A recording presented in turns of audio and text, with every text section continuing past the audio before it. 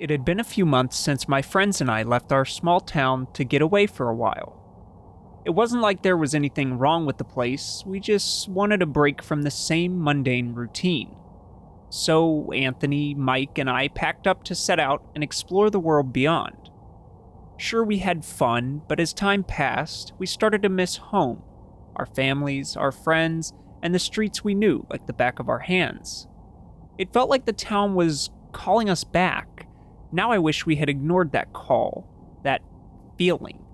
When we drove back into town, something felt wrong immediately. The air seemed heavier. The streets emptier than they should have been. We exchanged nervous glances, but dismissed it as just the weirdness of being away for so long. That excuse didn't last long. "Hey Jacob," Anthony said, his voice low and uneasy. "Does this feel off to you? I've had this bad feeling ever since we crossed back into town, and why is everyone looking at us like that?" He was right. The people we'd known our entire lives were staring at us. Not with the warm, welcoming glances you'd expect from neighbors happy to see you back, but cold, vacant looks. "I feel that too," I replied. "It's like they're not themselves." Mike, sitting in the back seat, shifted uncomfortably. "Same here, and the way they're looking at us, man, it's freaking me out. Our town wasn't big, we knew everyone by name, and they knew us. But now, it was like they didn't recognize us, or worse, like they were studying us, deciding something. When we finally got to our houses, things only got stranger. My parents were there, sure, but they didn't greet me. They just stared. Silent. Unblinking. I tried to talk to them, but it was like I wasn't even there. Later that evening, I met up with Anthony and Mike at an old clearing in the woods where we used to hang out. "Even my family's acting like I'm some kind of stranger," Mike said, pacing back and forth. "They didn't even say a word to me, just stared." "Same," Anthony added, running a hand through his hair. "It's like they're not them anymore." Half jokingly, I said, "What if they were being controlled or something?" "You're not serious, right?" Anthony asked. "I don't know, nothing else makes sense. Why else would they be acting like this?" We didn't have much time to debate it. Out of nowhere, a man appeared at the edge of the clearing. He was tall and gaunt, with a face so pale it almost glowed in the moonlight. His eyes were sunken and empty, and he kept repeating one word: sacrifice. Over and over again, in a voice that didn't sound human. It wasn't loud, but it was chilling. "What the hell?" Mike whispered, backing away. Before we could react, more people appeared. Dozens of them, stepping out of the shadows, surrounding us. They didn't say a word, just lunged at us. The next thing I knew, everything went black. When I came to, I was tied up in what looked like an abandoned warehouse. My wrists were raw from the ropes, and my friends were slumped over, still unconscious.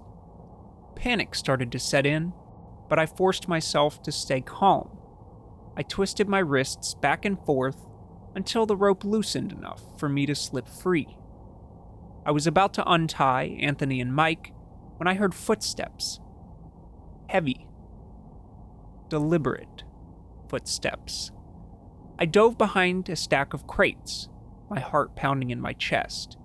2 people walked in, whispering to each other. I couldn't make out everything they said, but I caught a few words. Escape, hunt, and prepare. They didn't stay long, but their presence was enough to rattle me. When they left, I rushed back to my friends and untied them. They groggily came to, and I explained the whole situation. Before we could come up with a plan, we heard a low, guttural sound. It didn't sound human. We froze as a shadow loomed at the far end of the warehouse.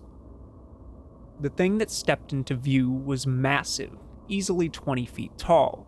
Its body was twisted and asymmetrical, like it had been stitched together from other creatures. Its head was elongated, with too many eyes, some blinking, others lifeless.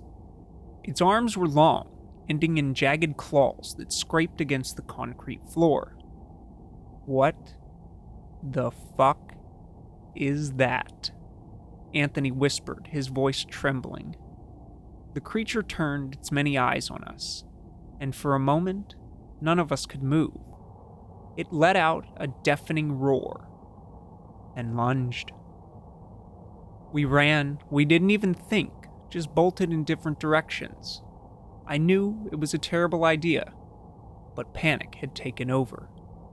I heard Mike scream, and when I turned, I saw the creature's claw impale him. Blood poured from his chest as he fell limp.